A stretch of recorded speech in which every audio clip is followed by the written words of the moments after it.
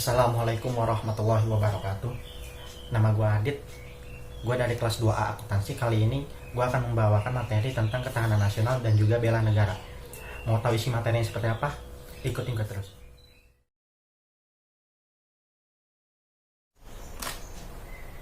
Ketahanan nasional menjadi tanggung jawab seluruh masyarakat Indonesia yang harus dibina dan dibiasakan secara terus-menerus dan diajarkan secara dini.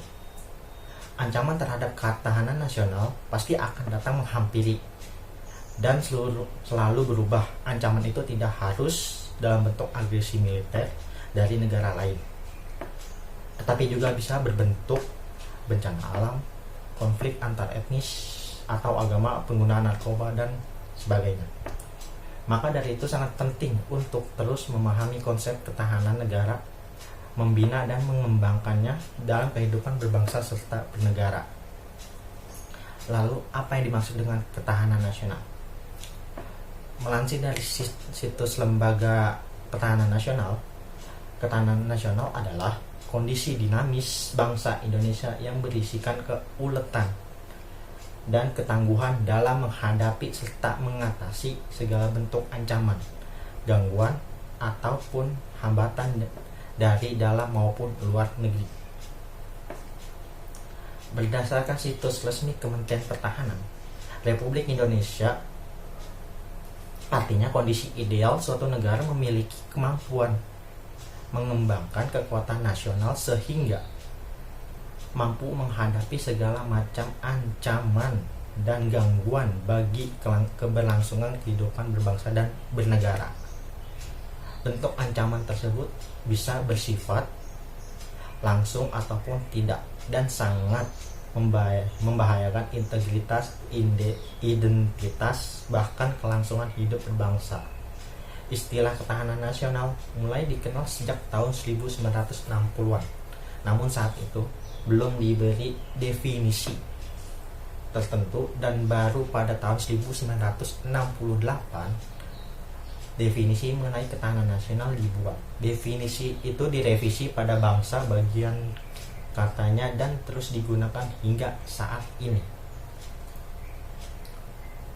Fungsi ketahanan nasional dalam jurnal pembudayaan nilai-nilai Pancasila bagi masyarakat sebagai modal dasar pertahanan nasional NKRI tahun 2016 karya Puwito Adi. Ketahanan nasional mempunyai 3 fungsi utama, yaitu daya tangkal konsepsi penangkalan. Artinya ketahanan nasional berfungsi sebagai penangkal dari segala bentuk ancaman, gangguan, ataupun hambatan terhadap integritas, identitas, serta keberlangsungan hidup berbangsa dan bernegara. Ketahanan nasional sebagai pengarah, artinya ketahanan nasional berfungsi untuk mengarahkan potensi kekuatan yang dimiliki bangsa Indonesia dalam bidang ideologi, politik, ekonomi, sosial, dan budaya, pertahanan serta keamanan untuk mencapai kesejahteraan hidup masyarakat Indonesia. Ketiga, pengarah dalam penyatuan pola pikir, pola tindak, serta cara kerja yang intersektor serta multidisipliner. Hal ini bisa dicapai karena bangsa Indonesia lewat kebijakan yang dibuat pemerintah dan menerapkannya dalam kehidupan berbangsa dan bernegara agar masyarakat dapat hidup adil dan makmur. Konsep ketahanan nasional berlapis, artinya ketahanan nasional sebagai kondisi yang kokoh dan tangguh dari sebuah bangsa tentu tidak terwujud jika tidak mulai dari ketahanan pada lapisan-lapisan di bawahnya. Jika tidak mulai dari ketahanan pada lapisan-lapisan di bawahnya, terwujudnya ketahanan pada tingkat nasional bermula dari adanya ketahanan diri atau individu, berlanjut pada ketahanan keluarga, ketahanan wilayah, ketahanan regional, lalu berpuncak pada ketahanan nasional, bersumber dari Basri tahun 2002. Berikutnya ada dimensi dan ketahanan nasional berlapis. Dalam skala nasional dan sebagai konsepsi kenegaraan, ada istilah ketahanan nasional.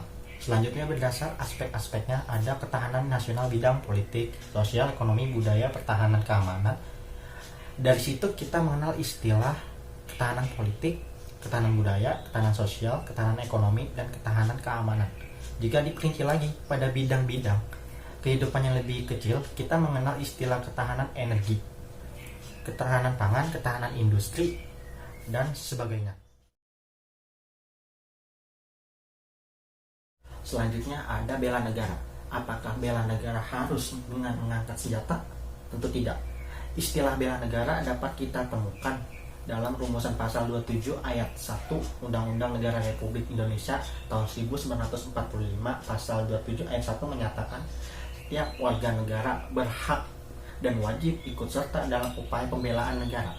Dalam buku pemasyarakatan Undang-Undang Negara Republik Indonesia tahun 1945 oleh MPR dijelaskan bahwa pasal 27 ayat 1 ini dimaksudkan untuk memperteguh konsep yang dianut bangsa dan negara Indonesia ini di bidang pembelaan negara, yakni upaya bela negara bukan hanya monopoli TNI, tetapi merupakan hak sekaligus kewajiban setiap warga negara. Oleh karena itu tidak benar jika ada anggapan bela negara berkaitan dengan militer, dan seolah-olah kewajiban dan tanggung jawab untuk membela negara hanya terletak pada Tentara Nasional Indonesia atau TNI.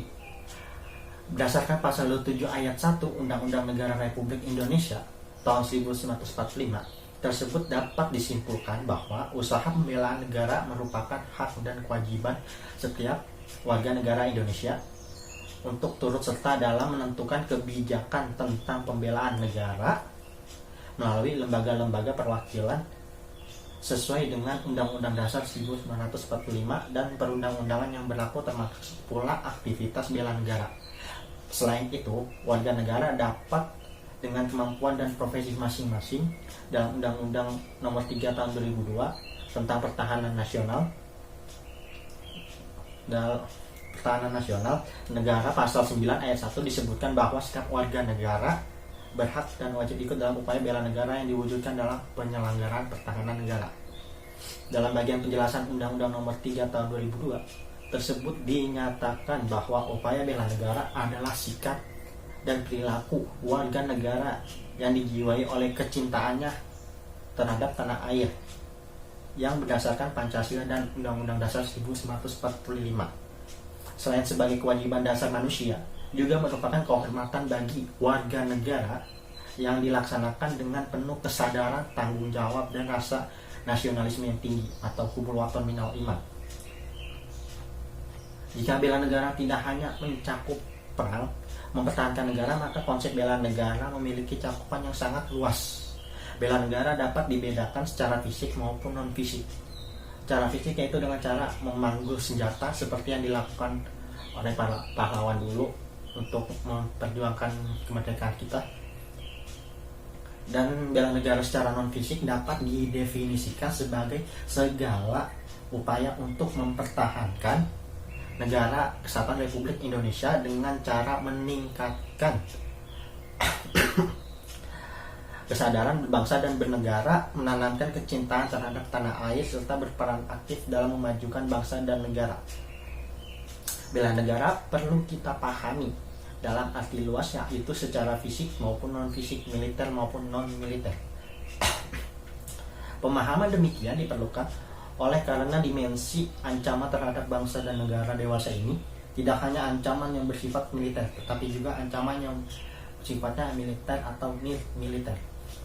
Termasuk ancaman adalah usaha dan kegiatan baik dari dalam maupun luar negeri yang dinilai membahayakan kedaulatan negara, keutuhan dan keselamatan segenap bangsa. Ancaman militer adalah yang digunakan kekuatan bersenjata yang terorganisasi yang dinilai mempunyai kemampuan yang membahayakan kedaulatan negara. Setelah mengenal jenis-jenis ancaman baik militer dan nir-militer, diperlukan identifikasi bentuk-bentuk bela negara. Apa sajakah yang dapat dilakukan warga negara? Kepemimpinan bela negara. Kepemimpinan bela negara adalah kepemimpinan yang dilandasi keteladanan dalam mengaktualisasikan nilai-nilai negara, yakni cinta tanah air, kesadaran berbangsa dan bernegara, rela berkorban dan meyakini Pancasila sebagai ideologi negara. Nilai-nilai tersebut telah ditandai sebagai atribut warga negara yang baik atau good citizenship, sekaligus sebagai karakter yang menentukan kualitas kepemimpinan. Makna konseptual kepemimpinan bela negara bisa dilacak secara historis, yuridis, dan sosiologis. Secara historis, kepemimpinan bela negara dapat dilihat sejarah panjang perjuangan segenap rakyat Indonesia dalam mencapai kemerdekaan dan mengisinya. Kemerdekaan yang didapat dengan mengorbankan harta, jiwa, dan raga tiada lain dilaksanakan atas dasar kecintaan terhadap nusa dan bangsa demi mewujudkan Indonesia merdeka yang berdaulat, adil, dan makmur. Secara yuridis, kepemimpinan bela negara dapat dipahami sebagai aktualisasi bela negara sebagaimana tertuang dalam Undang-Undang Negara Republik Indonesia tahun 1945 dan ketentuan perundang-undangan lainnya. Memahami kepemimpinan dalam konteks bela negara berimplikasi pada perluasan orientasi kepemimpinan. Kepemimpinan tidak berorientasi jangka pendek, partisan, atau sektoral, tetapi merupakan bentuk kontribusi fungsional warga negara kepada masyarakat, bangsa, dan negaranya. Secara sosiologis, kepemimpinan bela negara adalah konseptual keteladanan dalam pengamalan nilai-nilai bela negara sesuai dengan perkembangan masyarakat dalam menghadapi perkembangan zaman. Nilai-nilai dasar tidak boleh berubah sejauh tidak bertentangan dengan nilai dasarnya. Contoh yang dapat kita temukan adalah pada peristiwa Sumpah Pemuda. Seperti diketahui, kerapatan besar pemuda 28 Oktober yang melahirkan Ikrar Sumpah Pemuda digelar dengan menggunakan bahasa Indonesia, padahal banyak aktivis pemuda tidak bisa berbicara dalam bahasa ini. Bahkan pimpinan sidang Sugondo dinilai tidak mampu mengucapkannya dengan baik. Tokoh lain yang saat itu tidak bisa berbicara bahasa Indonesia adalah Sri Sundari, adik dari Dr. Sutomo. Namun kecintaannya terhadap Indonesia telah membuat Sri Sundari belajar keras, sehingga 2 bulan kemudian, tepatnya saat berpidato pada Kongres Perempuan Indonesia pada bulan Desember tahun 1928, Sri Sundari telah mampu menggunakan bahasa Indonesia dengan baik. Apa yang memotivasi Sri Sundari? Belajar keras sehingga dalam 2 bulan mampu berbicara bahasa Indonesia. Sehingga pemimpin pergerakan perempuan Indonesia, Sri Sundari, ingin menggerakkan aktivis perempuan dengan kekuatan keteladanan. Prinsip kepemimpinan bela negara. Prinsip utama kepemimpinan bela negara adalah integritas moral dan etika.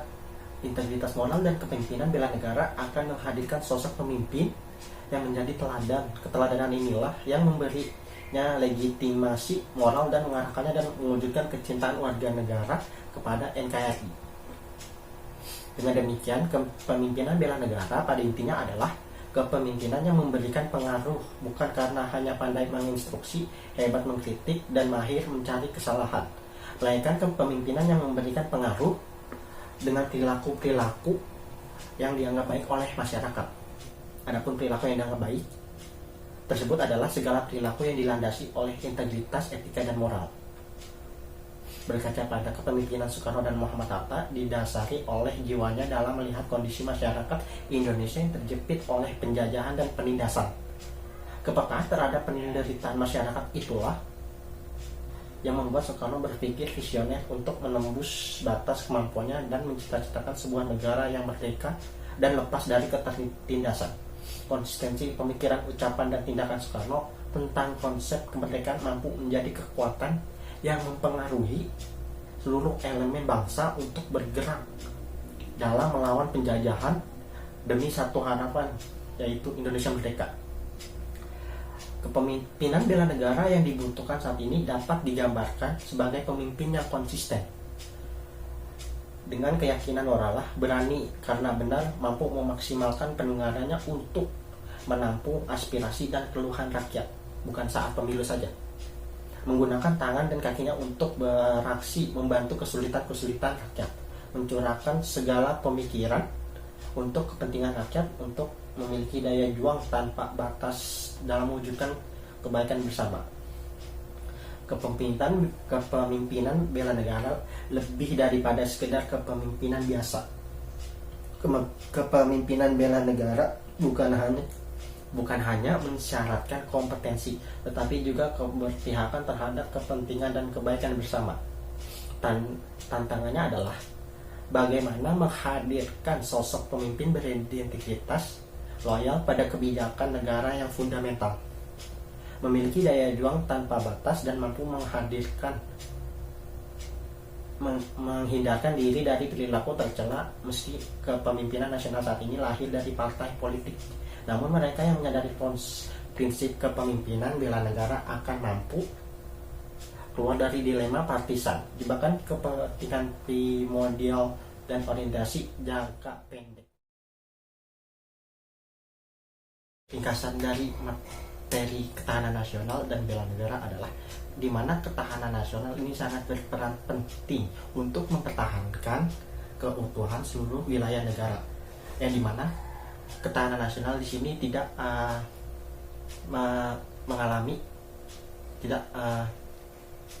mempunyai ancaman di militer saja, tetapi juga di bidang politik, sosial budaya, dan ekonomi.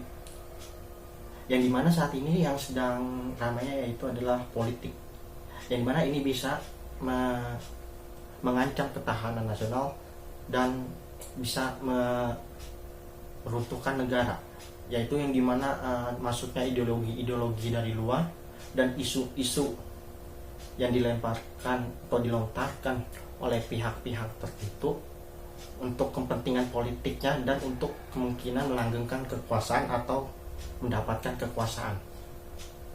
Dari bela negara sendiri itu adalah dimana untuk mempertahankan keutuhan negara, yang dimana itu dari kesadarannya sendiri. Untuk melakukan itu semua, kita harus mempunyai rasa nasionalisme dan juga cinta tanah air dan rela berkorban. Dan juga kita harus memiliki sifat kejujuran seperti Bapak yang satu ini. Pertama, kejujuran atau kesuksesan? Wah, ini pertanyaan ini pasti kejujuran lah. Kejujuran. Kalau nggak jujuran bahaya. Sukses tanpa kejujuran? Wah, itu udah nggak ada artinya. Gimana? Istri saya yang paling tahu. Gimana, Bu? Menarik bukan? Demikianlah materi yang dapat saya sampaikan saja tentang ketahanan nasional dan juga bela negara. Kurang lebihnya saya minta mohon maaf, dan jangan lupa di like, comment, and subscribe. See you.